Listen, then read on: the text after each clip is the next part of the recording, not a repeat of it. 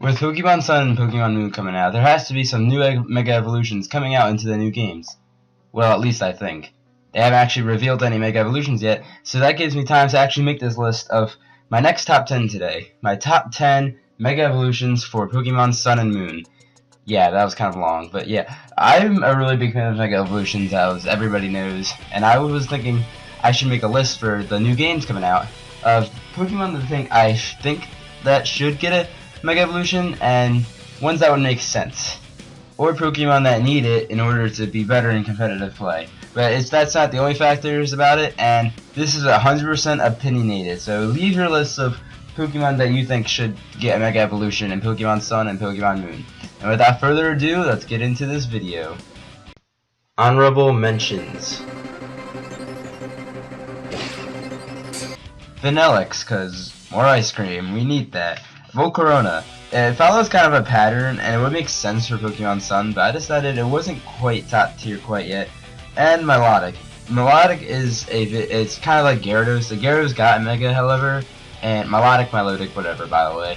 And since Melodic didn't get a Mega, I think it kind of is worthy, but it just didn't make the list. Number 10. Goodra.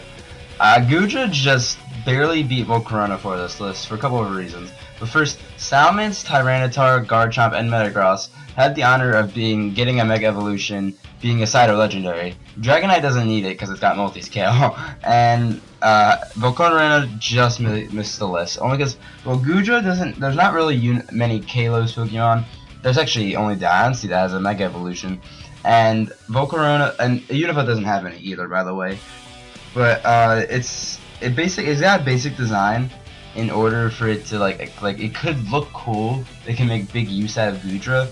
Volcarona, they could do that as well with Volcarona, but I think Goodra would be a little bit more suited for it. And even though it doesn't fit the Sun and Moon theme, I still think it deserves a Mega Evolution. Number 9. Lunatone and Solrock. Yeah, I know this is kind of cheating because there's 2 Pokemon. In fact, there's a lot of more of this in the list. But 2 words for you. Well, 3 words. Sun and Moon. Number 8. Throwin Salt. Now, just like Lunatone and Solrock, I don't really have much reason for it, but I said it kind of earlier, Unova does need more Megas. It's only got Autono. And honestly, I feel like Throwin Salt are just kind of basic there. I do like them compared to some people. A lot of people don't really like their designs. I think they're okay, but I think they do need a little bit of tampering around. And I think a Mega Evolution will be perfect for these 2. And if you can't give Throw one and not Salt, or vice versa. And you need to get both. That's why I put both of them on the list. And that's basically kind of it. Number 7. Flygon. Now I had to sort of throw this on the list because I know people would be really mad if I didn't.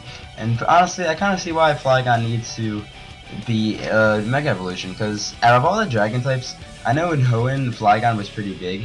And even though Salamence is the better dragon, but it got a Mega Evolution. And Flygon just kind of lacks when it comes to the good dragon typings. And I think the Mega Evolution would really help it out. And like I said, everybody wants it. So I'll jump on board for this one. Number 6. Magnezone. Now this is a little more of a personal reason. I don't really actually like Magnezone as much as I do for like putting him on the list actually, but I think a bunch of magnets basically to stitch together. It sounds really stupid, but if you think it'd be a cool concept for Magnezone to get a Mega Evolution like that. Magnemite's 1, Magneton's 3, Magnezone's still 3, but the one in the middle looks kind of bigger and it's connected. But just they could do so many different things with a Mega Evolution for Magnezone. It's one of the most I don't want to say easy looking Pokemon, but it's not like too overly complicated, and they can make it into something completely different. Unlike the rest of the Megas who are on this list are pretty simple, and they could just easily change things up. Number 5. Raichu. Now, Pikachu is the company's mascot, as we all know. It's the most well-known Pokemon all around in the world.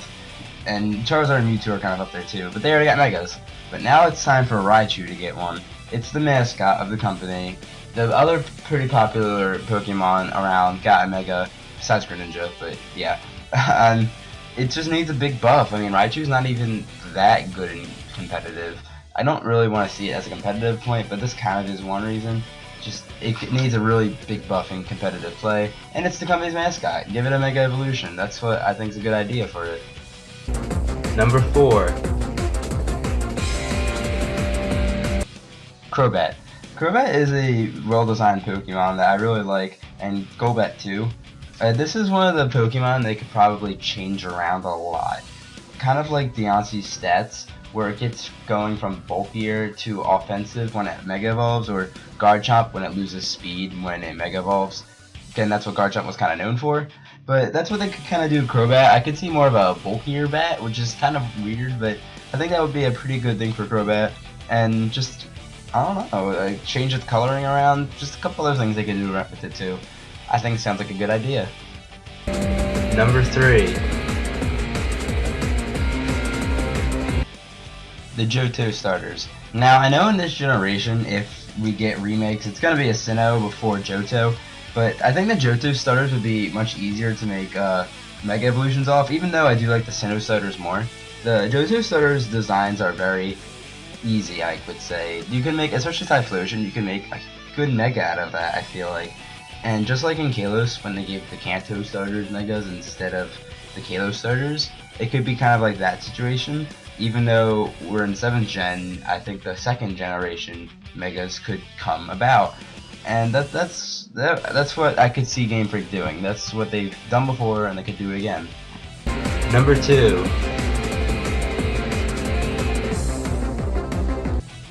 Frostlass. Yeah, I'm kind of reiterating my point, being like, since some Cyber Legendaries didn't get some, I put Goodra on the list. It's kind of the same deal here. Skillet got Mega Evolution, so I think it would be kind of fair for Frostlass to get one. And I could see it happening. It could be the same deal exactly. Buffs the attack and special attack and speed. Now, I know Glalie got 80 across the board, in which Frostlass is a little bit different. But that could just make Frostlass a little bit more useful and a little bit more of a glass cannon. But it has lots of potential too. It could keep the Ice Ghost typing, and it could just be a special sweeper, an attacking sweeper, give some attacking moves, honestly. And it could be a big threat to teams. And number 1. Luxray. Yes, Luxray is number 1 on this list for various reasons. One, it really needs that dark typing.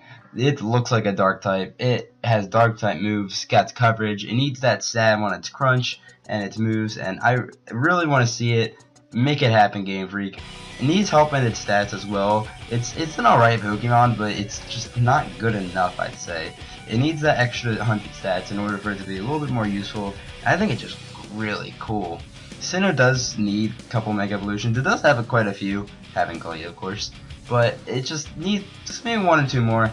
Luxray is definitely that one that needs really big buff in it, and it could be a very useful, good Pokemon once it Mega Evolves. Thanks for watching. If you like what you see, leave a like, follow me on Twitter, and if you want to see more, hit that subscribe button. You won't regret it.